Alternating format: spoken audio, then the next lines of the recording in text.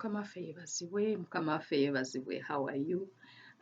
Mbeebaza nnyo olw'okutwala obudde okundaba. Nze Miriam Jumba. Kakati olwaleero ngenda kugattagatta ebintu bingi. Ngenda gezaako bisamarize nga sikyera nnyo kwagala kupostinga videos nnyingi. Kati ngenda gezaako okubifunzafunza obubaka bwe nnina ngenda gezaako okubufunzafunza. Omwaka guno gwali gutandika ekimu ku Mukama bye yakommunicatinga very clearly. Ekkanisa egenda kuyita mu kiseera eky'okuyiganyizibwa. Simanyi oba nakihintingako mu videos ezaggwa, I'm not very sure, naye kale kyogerere wano. Ekkanisa egenda kuyita mu kiseera eky'okuyiganyizibwa. Amiina. Era obukakafu tubulina. Bwe njogera ekkanisa soogera ku bibiina oba congregations, njogera ku individual kubanga gw'oli kkanisa, gw'oli nnyumba ya Katonda. Amiina. So Mukama n'atuwa ekyokukola at that time, yatugamba twekweke mu ye. Nze mu kulaba, nze individually mu kulaba nalaba olutalo olw'amaanyi naye nga luli ku nsi yonna. Amiina, nga luli ku nsi yonna naye nga target kkanisa. Mukama n'andaga engeri gy'agenda okutukwekamu bannange. Singa mbadde nina obudde okunnyonnyola kye nalaba exactly kijja natwala essaawa nga nnamba. But in brief, Mukama ayagala kutukweka. Amiina. Mukama ayagala kutukweka, meaning ye strategy. Buli lutalo lubeera ne strategy, buli lulwana, buli kizibu kibeera ne strategy. Bw'osoma ekitabo, bw'osoma Bayibuli naddala ebitabo ebisooka, tandikira ku Genesis, tambula okome ku Yoswa omumaleko. Bw'omala Yoswa buuka, genda ku Samwiri ekisooka n'ekyokubiri, genda mu Bassekabaka, ebitabo ebyo eby'omu mirembe ekisooka n'ekyokubiri.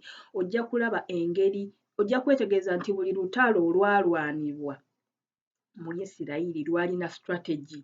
Katonda talina strategy emu. Kati woba oyagala kuwangula olutalo, olina okubuuza Mukama nkole ntya. Olumu yabagamba mwetooloola ekibuga emirundi 6 nga musirise. For 6 days, omulundi gumu for 6 days nga musirise. Omulundi ogw'okumusaavu, olunaku olw'omusanvu mukyetooloola emirundi 7 muwoggane, ebisenge bijja kugwa. Olutalo olulala yabagamba ate mugende ntye. Mugende mulwane bulwanyi, mugende mulumbe Ai. N'ababulira n'agamba Yoswa nti kwate ennamba bw'eti ey'abalwanyi bagende balumbe ekibuga Ai. Amiina. Olutalo olwa Gideoni mu kitabo ky'Abalamuzi. Gideoni yali atuta abalwanyi bayitirivu. Mukama n'amugamba, bwe munaagenda nga muli bangi ne muwangula mujja kulowooza amaanyi gammwe ge gabawanguza. Twala abasajja 3. Amiina, 3 byali bimala. Kiki kye njogerako? Katonda buli lutalo alina strategy. Bwe yagamba temugenda kulwana ntye, mugenda ku. In fact ku lutalo lwa Gideoni yabagamba bafuuwe eŋŋombe, amakondeere, trumpets. Bwe bafuuwa trumpets abasajja abo 3, abalabe baabwe bonnyini ne beekyukira ne batandika okwefumita ne betta. Abalala yabagamba ndowooza gwali mulembe gwa Yekosafaati. Yabagamba musinze businza mutendereze. Olutalo ne luggweera awo. Mukama buli lutalo alulinako strategy. Kati strategy gye yatuwa at the beginning of the year yali yakusaba kukwekebwa. 1. Okusaba okukwekebwa as individuals, as families, as congregations. Strategy ey'okubiri gye yatuwa kusoma kigambo. So ne tutandika gye tuyita Bible marathon.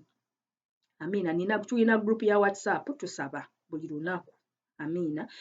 Kati information eyo gye yafulumira ne tugenda kukola gye tuyita Bible marathon. Manyi n'amachaches amane congregations endala zikola different, bayinza okuba babiwa amannya ga njawulo naye nga bonna basoma Bayibuli.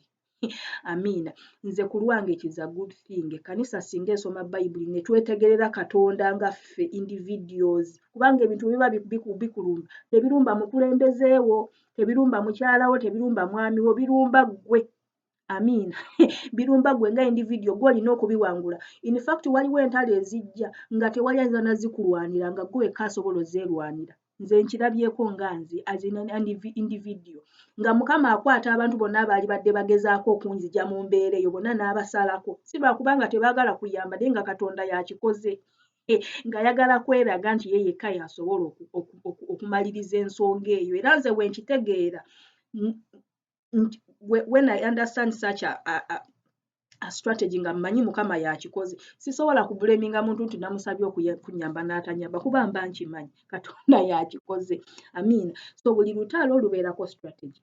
Strategy ey'okubi meaning tuli kati saazi tuli ku Bible marathon. Simanyi buli omu engeri gy'asomamu Bayibuli. Naye ffe twagamba minimum ekitono ennyo buli lunaku some essuula 5 chapters per day. Naye of course waliwo abasoma amangu. Simanyi balala gye bali bayinza okuba balinga mu Yoswa, maybe batandise Yoswa.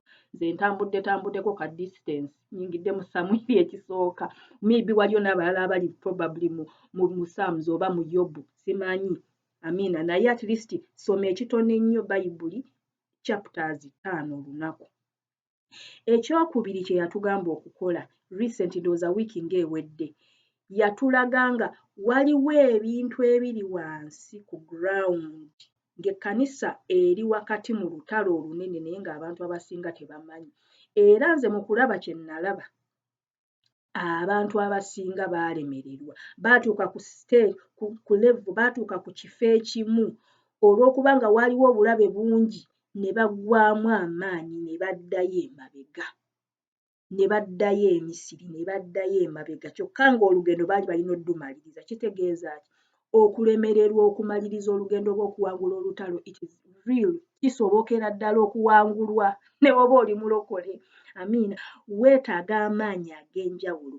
Era nze mu kulaba okwange n'omuntu gwe nnali naye ekiseera ekyo mu kwolesebwa kwe nalina, nalaba nga ekifo section buli saali sections 3.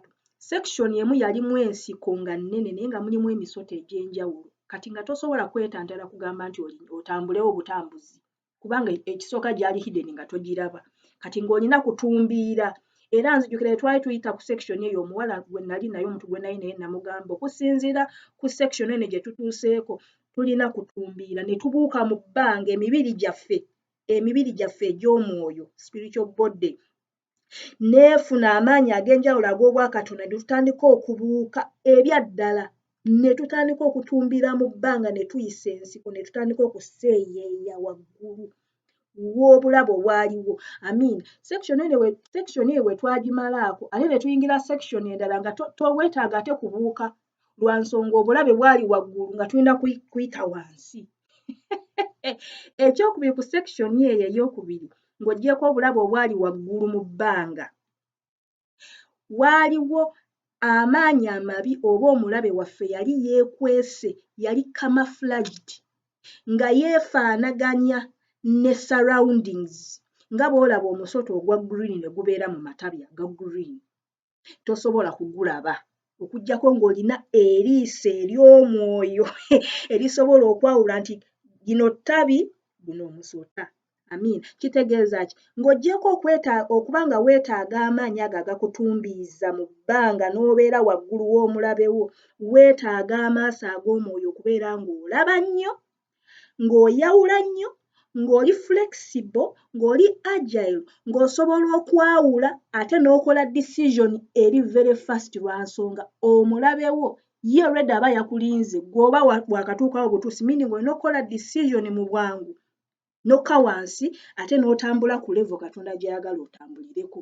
Amiina. Section ey'okusatu yo yali nga tewaaliwo nsiko naye nga binnya naye nga buli kinnya nga wonna wajjudde obulabe, wonna wajjudde emisota egya buli kkala, egya buli kika, egya buli kugamba nga tolina nawe olinnya kigere. Giri emisota gyo gyali gyanjawulo ku giri egyasooka lwa nsonga gyo nga gisobola n'okubuuka mu bbanga. Kitegeeza twali ate twetaaga ekisa ekirala eky'enjawulo okutumbiira okusukka ku level emisota gye gyagisobola okutuukako. Oba ntegeerekese buli lutalo buli section ya lugendo eba erina strategy oba erina enkola meaning olina okuba ng'owulira nnyo Mukama. Oba tukitegeera? Kati ekimu Omwoyo Omutukuvu kyatubikkulidde ekigaanya abakkiriza okusobola okutumbiira, okusobola okuconnectinga ne Mukama waffe. Kyenjogera connection, soogera connection ya kanisa nga ekizimbo oba congregation, no, njogera ku connection yo nga gwe Ssekinnoomu ne Mukama. Amiina. Olina okuyiga eddoboozi lya Katonda. Tewali agenda kutegerera Katonda, tewali agenda kuwulirira Katonda.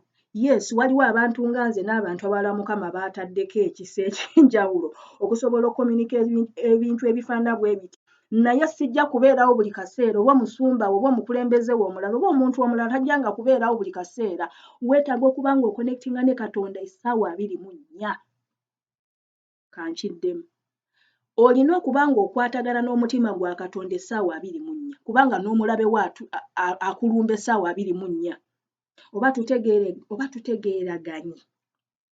Nga tolinda kwebaka olyoke otegeere Katonda ky'ayagala, no. Nga Mukama ne bw'ayogera n'eddoboozi eryo ettono nga lye yayogera ne Eriya, ng'osobola okukonektinga n'omanya nga you can hold a conversation ne Mukama back and forth.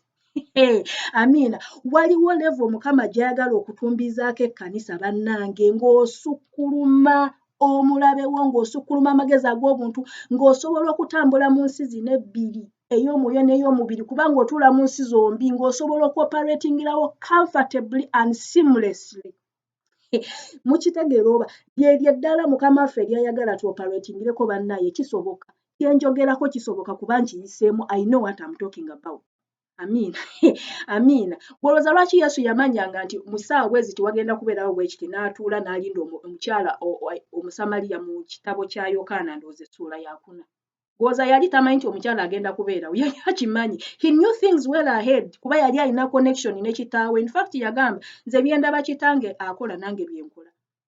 Kitegeeza yalina amaaso agalaba, yalina discernment, yali awulira ate ng'agonda. Obedience. Amiina. Ekimu ku bintu Omwoyo Omutukuvu empya ya leero mbadde nsaba Omwoyo Omutukuvu n'aŋŋamba ekimu ku bigaanye ekkanisa okutumbiira n'okukonektinga n'omutima gwa Katonda n'okuoperatingira mu maanyi g'erina okuoperatingiramu mu mulembe guno bujeemu. Disobedience. N'agamba emitima abakkiriza bangi emitima gyakaluba. Ensi yamukuba. Neyeetamwa Katonda, neyeetamwa obulokole oba obukkiriza, neyeetamwa abooluganda, neyeetamwa abakulembeze. Tekyayagala kumanya nga bw'atunula eggwanga lye alaba bibi, bw'atunula famire ye alaba bibi, naye nnyini ne yeekyawa, omutima ne gukaluba. Ekintu kino omulabe yakikola. Kubanga Sitaani akimanyi nti bw'onookaluba, bw'onookakanyala omutima, emmeeme yo nga tekyasaanukira Katonda, n'amatu go tegajja kuwulira, n'amaaso go tegajja kulaba, naawe tojja connectinga na Katonda. Amiina. Amiina. Sitaani y'aba akikoze. N'olw'ensonga eno tugenda kusaba. Tusabira ebintu biwerako. Ekisooka tusaba ekkanisa ekwekebwe. Ekkanisa ekwekebwe. Bwe njogera ekkanisa ŋŋamba ggwe. Ekyo kimu. Ekyokubiri, tubeere nga tulaba, nga tuwulira nnyo, nga tukonektinga ne Katonda mu ngeri ey'ebuziba nti Katonda ne bwa whisperinga ne bwayogera akaloboozi akatono ennyo ne bwaba sentensi emu oba ekigambo kimu tukipiikinga ne tukitegeera ebuziba waakyo ne kitubikkulirwa ku level eya waggulu. Tutandikire okuoperatingira mu logic. Ebigambo by'empiikinze mbiselectinze purposefully. Tebinguddeeko bugwi. Tutandike okuoperatingira mu logic y'eggulu. Logic y'eggulu egamba etya nti ne w'oba mutawaana gukuli mu maaso ng'amateeka g'ensi tegakkiriza, nga n'enzigi ziggaddwa mu maaso go, oba olina obuyinza bwe operatingira mu logic y'eggulu, oba olina obuyinza obukyusa ekintu ekyo, kubanga olina level gy'okolerako, tokyali ku level y'abano ti omulogo ne bw'anaakuloga tebijja kukwata. Olowooza lwaki abalogo batuloga ne bitukwata? Lwaki olowooza omuntu akukolimira ne bikukwata? Lwaki olowooza omuntu akuggalira enzigi, akuggala enzigi mu maaso go n'olemesebwa n'obeera onotandika okukaaba lwa nsonga olina level gy'otambulirako eya wansi, tekusobozesa kutumbiira kutuuka ku level Katonda gy'ayagala okuoperatingiremu. Omulabe waffe ali mu bifo bya waggulu, Pawulo amwogerako. Operatingira mu bifo bya waggulu. It is a serious matter. Recently natwaliddwako katono, nalabyeko katono ku levels ezimu ezo. Mukwano gwange okutuukayo n'okuoperatingirayo n'okutumbiira okusukka ku levels omulabe Sitaani z'akolerako kyetaaga ekisa ekyenjawulo. It is not an automatic thing. Kankiddemu. Gwe okusobola okutumbira okusukkuluma omulabe wo, n'omaintaininga level eyo, n'oseeyeyeza ku level eyo, n'operatingira ku level eyo, ku logic oyo, mu authority eyo, nga Katonda akwambaza ekisa ekyo n'amaanyi ago, n'osigalawo n'omaintaininga, n'osustaininga level eyo, kirina omuwendo. Olina okufa eri obulamu bwo, olina okufa eri ebirooto byo, olina okufa eri obulamu bwo. Mukama waffe Yesu agamba nti oyo anjagala, oyo ayagala ebintu, ayagala obulamu bwe, ayagala famire ye, ayagala ebyobugagga bw'okusinga nze taŋŋwanira. Kitegeeza bw'oba toli mu liigi ne Mukama waffe, tolina nsonga lwaki okozesa erinnya lyo okoperatinga. Oba kitegeerekese. In fact, owo yagamba Yesu yali asabira abayigirizwa n'abagamba, kitange nkwebaza kubanga onjagadde. Nze onjagadde nze. Kiki kyategeeza? Nze ne kitange tuli bwe tuti, tuli kitole. Kitange kyayagala nange kyenjagala. Kyaluubirira nange kyenduubirira. Ekimusanyusa nange kyekinsanyusa. Kyakyawa nange kyenkyawa. Bw'aba alumirirwa ensonga emu nange ngirumirirwa. Lwaki? DNA ya Mukama waffe Yesu yali evudde ku Katonda kitaffe, yali eva mu ggulu. Amiina. Oba tuli batuuze baggulu ate nga tuli baana ba Katonda. Katonda alina okuleeta transformation nti ne DNA yaffe erina okukyuka. Amiina. Omwana tasobola kubeera musika nga tasikira muzadde we. Oba olina okubeera ng'omulinako connection ey'enjawulo. Kati okubeera omusika obeere nga operate oba okolera ku level oba okolera mu buyinza bwa Katonda, olina okuba ng'ofunye DNA ya Mukama waffe. Olina okuba ng'okyusiddwa endowooza, nga n'akamwa ko tekakyakola bubi. Waliwo Mukama waffe watugamba nti, waliwo Bayibuli wetugamba nti mwewale obubi. Pawulo ndowooza yakyogera, mwewale obubi. Amiina. Kanzireyo ku nsonga y'omutima. Omitima gyaffe banneemiki mikakanyavu. Tugenda kusaba Mukama atuwalule, asike buli mukkiriza gy'ali.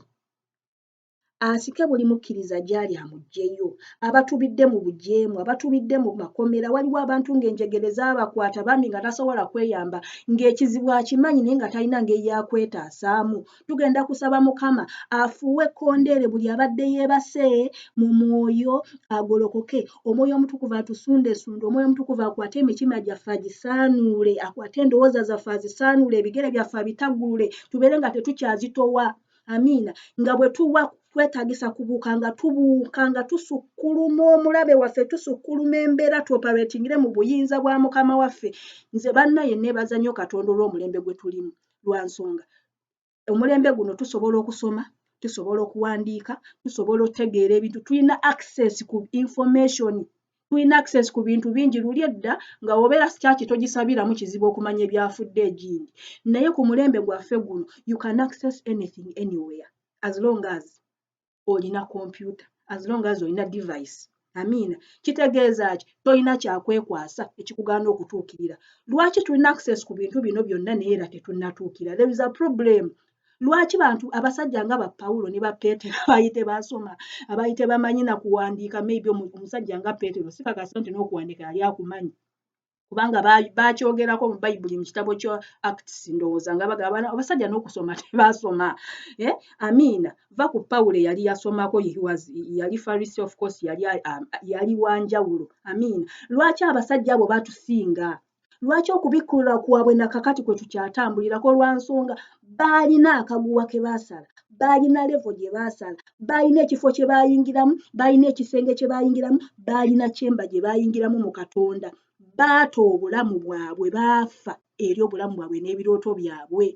Nti bw'aba yali agenda sayidi eno, bwe yasisinkana Kristo, Kristo n'amugamba kyuka, n'akyuka completely eno n'ataddayo. Oba tukitegeera? Tugenda kusaba Mukama awalule emitima gyaffe, alobe emitima gyaffe agisike, agireete gy'ali. Ekintu kino by the way eky'okugondera Katonda n'okubetentebwa mu mutima gwo tosobola kikola ku lulwo. That is why nkugambye twetaaga amaanyi ag'enjawulo ag'obwa Katonda. Amiina. Mukama waffe asaanuuse emitima gyaffe, asaanuuse endowooza zaffe, asaanuuse amatu gaffe, envumbo eziri mu matu gaffe n'obukokolo obukutte amaaso gaffe obutalaba Katonda. Emize gibadde gitwekutteko, enjegere zibadde zitukutte bannange zituuke, twetaaga ekisa eky'enjawulo. Mukama afuke ekisa eky'enjawulo ekinaatutumbiza, ekinaatukyusa tumufaanane completely nga singa bweraba mu ndabiramu ey'omwoyo mu kifo ky'okulaba ggwe olaba Kristo. Nze yeeyo levo gye nduubirira nga nze. Amiina, gw'oyinza n'okuba onsingako. Amiina, nga tageti ye Kristo, nga goolo ye Kristo, nga focus ye Kristo, ng'ekirubirwa ye Kristo, ng'akaguwa k'otunuulira okusala ye Mukama waffe. Bannaye nga wenna waliibwa Mukama, nga watamiira. Pawulo wali atugamba nti temutamiira nga mwenge naye mutamiira Omwoyo Omutukuvu. Amiina, nga n'okutamiira watamiira Kristo, nga waliibwa wamalibwawo, nga wafa, nga Kristo ye mulamu mu ggwe, ye muntu asobola okutumbiira. N'atandika okuoperatingira mu bulamu buli. Short of that, you're wasting your time. Omulabe agenda kukuba. Amiina, twetaaga ekisa, twetaaga amaanyi. Oba tukitege, Mukama oba akola, simanyi ngeri gye nnyinza kunnyonnyola nsonga eno naye ndowooza etegeerekese. Bannaye Mukama akumpeera omukisa. Mukama akuwa omukisa, bannaye tokkiriza Setaani kukakanyaza mutima. Tosigala mu state eyo. Kwegamba Katonda ayongere enjala, waliwo enjala nze gye nduubye, waliwo ekintu kye nnoonya. In fact, Bayibuli we yagamba, Mukama waffe yennyini yakyogera, agamba mbu obwakabaka bwa Katonda bulinga omusajja yali atambula, mbu n'alaba eky'obugagga mu nnimiro emu oba mu lusuku. Bwe yakiraba n'agamba bulijjo kino kye nnoonya, n'adduka ewuwe, n'atunda byonna, n'agenda n'agula ennimiro. Kitegeeza ki? Obwakabaka bwa Katonda, ekintu kino kye twayingiramu bannange, kya muwendo nnyo, naye oza lwaki tokiteekako budde? Lwaki tetukiteekako budde bukigwanira lwa nsonga tetunnabikkulirwa? So twetaaga n'okubikkulirwa okw'enjawulo. Mukama agende ng'abikkula amaaso gaffe, Mukama agende ng'atubikkula amaaso, ng'abikkula endowooza zaffe, ng'abikkula emitima gyaffe, tutandike okutegeera obulamu buno bwe tulina otambuliramu. Nze somehow I think abantu abamu abavudde mu bulamu buno ne baddayo gye baava mu ggulu, bateekwa okubaamu batunula ne bagamba naye lwaki saamanya? Singa namanya ne nkola kino ne kino lwa nsonga. Ensi y'omwoyo eri limitless bannaaye. Ensi y'omwoyo tosobola kutuuka wali n'ogamba nti kati ntuuse maximum, tebakulimba. Ensi y'omwoyo eri limitless, terina boundaries, terina nsalo, tekugirwa. Ensi y'omwoyo eri agile, eri fast. Kugamba taziyizibwa kisenge, taziyizibwa mbeera, taziyizibwa mateeka ga nsi. Naye bw'oba oyagala ku operatingira mu nsi ya mwoyo erina amateeka gaayo. Amiina. Bw'oba oyagala ku overcominga mulabe, jjukira omulabe gwe tulwanyisa si mubiri, si musaayi, tulwanyisa myoyo. Kati oku overcominga, okuwangula, okutumbiira, tulina okutumbiira mu nsi ya mwoyo, we tulina okutandikira, okuwangula owangulira mu nsi ya mwoyo. Ebyo tojja kubikola nga tosoma Bayibuli, tojja kubikola nga tosaba, tojja kubikola nga togondera Katonda, tojja kubikola ng'omutima gwo mukakanyavu, nga tolina na njala n'ennyunta. Pawulo atugamba mbu tulina okuba nga atulabula n'atugamba mbu tutambule nga twegendereza, zino nnaku mbi. So nga bwe tukola bino byonna tulina ate okuba nga tweteeseteese, tubeere abawala abagezigezi, tubeere n'amafuta. Amiina. Mu kitabo kya Nekemeya bw'onna okisoma, Bayibuli ejja kulaga nti abasajja bano abaali bazimba ebisenge bya Yerusaalemi ebyali byayiika, essayidi emu nga bakwata ekitala ekyokulwanyisa, sayidi endala nga bakwata ebizimbisibwa. Amiina. Kitegeeza ki? Olwana ate nga bw'okola. Teri kussa wansi mukono, teri kussa wansi kyakulwanyisa, teri kussa wansi kukkiriza, teri kussa wansi kuwulira Katonda, teri kussa wansi kusaba. Paaka nga tutuuse lwa nsonga obwakabaka buno okubuwangula n'okubeera nga tu-operatingira mu bulamu Katonda bw'ayagala tu-operatingiremu, babutwala n'amaanyi. Bwakuwaguza, si bwakuseeyeeya, bwakuwaguza. Lwaki? N'omulabe waffe w'amaanyi. Nze Setaani simunyooma. Setaani buli w'omunyooma, ekyo ky'ayagala. Setaani ayagala nnyo abantu abamunyooma lwa nsonga he can overcome you. Lwakuba omunyoomoloza talina maanyi. Ovanga ku mwoyo, spirit, oguleeta akavuyo mu ggulu, wabeerawo olutalo. Oba okitegeera? Abantu abamu abanyooma sitaani n'agamba kasitaani tekalina amanyi. Sometimes I really think maybe abatannategeera kyayogerako. Sometimes bwentyo bwe nkirowooza. Kubanga sitaani bwe yakolera olutalo mu ggulu n'akonvinsinga ekitundutundu ekinene eky'abamalayika ne bajeemera Katonda. It's not a small thing. Si kintu kitono, ye mulabe gw'olwana naye, naye ate Katonda akuwadde amaanyi. Katonda akuwadde obusobozi, osobola okutumbira n'omusinga. Amiina. Mukama bampeera omukisa. Bye bye.